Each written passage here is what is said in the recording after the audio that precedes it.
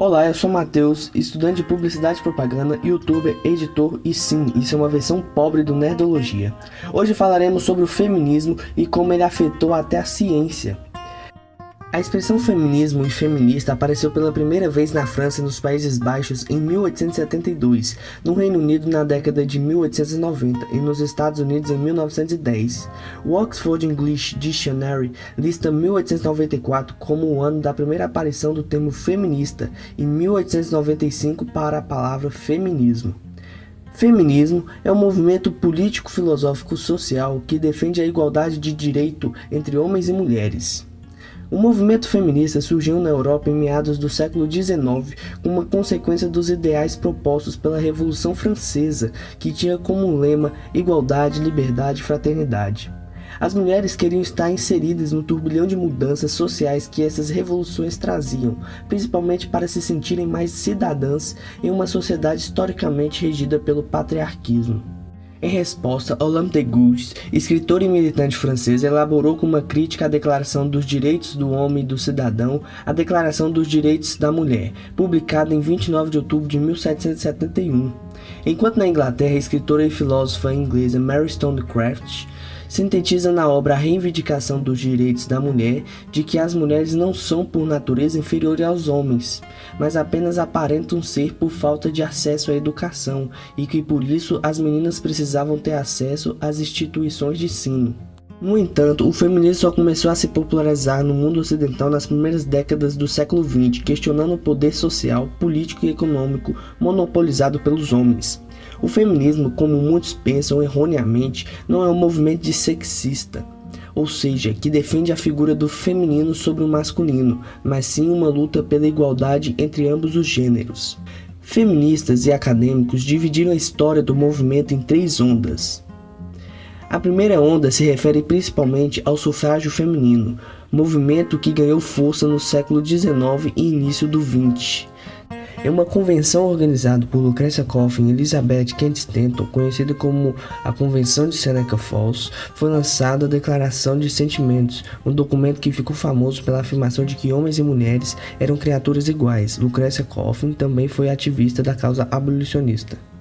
A segunda onda se refere às ideias e ações associadas com os movimentos de liberação feminina, iniciados na década de 1960, que lutavam pela igualdade legal e social para as mulheres. Essa tendência foi acelerada na década de 60 com o movimento pelos direitos civis que surgiu nos Estados Unidos e o colapso do colonialismo europeu na África, no Caribe e em partes da América Latina e do Sudeste Asiático.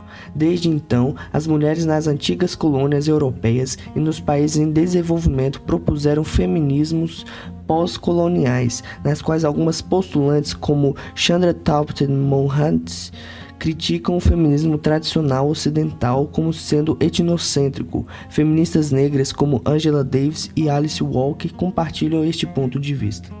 Um dos símbolos que impulsionou o feminismo em meados da década de 1960 foi a publicação do livro do Segundo Sexo, da escritora feminista francesa Simone de Beauvoir, que desconstruiu a imagem de que a hierarquização dos sexos seria uma questão biológica, mas sim unicamente o fruto de uma construção social pautada em séculos de regimes patriarcais.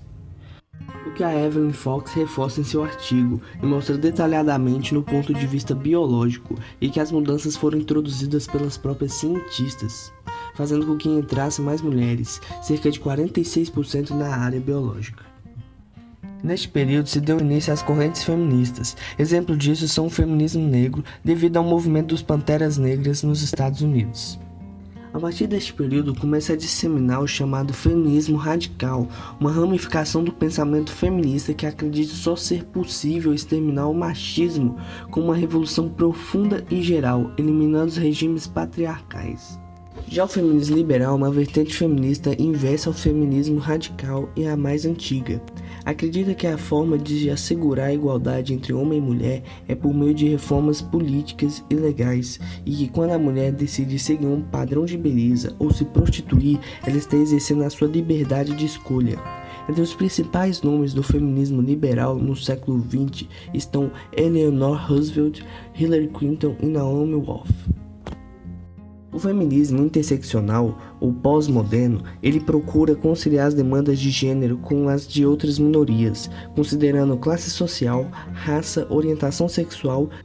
Ele também é o feminismo mais receptivo à participação dos homens no movimento, o que gera conflitos com a vertente radical, pois eles acreditam que os homens são opressores por natureza. A terceira onda seria uma continuação e, segundo alguns autores, uma reação às suas falhas da segunda onda, iniciada na década de 1990. Atualmente, não são apenas as mulheres que se intitulam e compartilham de pensamentos feministas, assim como existem muitas que também apoiam o esquema de uma sociedade machista. Alguns homens que se sentem pressionados ou incomodados com as regras de comportamento social do machismo partilham da mesma visão de liberdade e direitos igualitários entre os sexos. Já o movimento feminista no Brasil começou a tomar corpo no começo do século XX, mais precisamente entre as décadas de 1930 e 40. A estrutura familiar e social do brasileiro era totalmente construída sobre a figura do homem, um regime patriarcal. O feminismo no país surgiu assim, como em outros cantos do mundo, como uma tentativa de inserir a mulher brasileira na sociedade, dando voz e expressão às suas necessidades. Um dos grandes marcos do movimento feminista no Brasil foi a conquista do direito ao voto nas eleições que aconteceu em 1932, durante o governo do presidente Getúlio Vargas. No entanto, só tinham permissão para votar as mulheres casadas com autorização do marido, solteiras e viúvas que tivessem renda própria.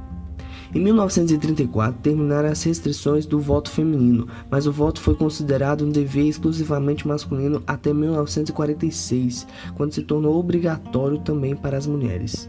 O feminismo negro chega no Brasil durante os anos 80, junto com o movimento negro.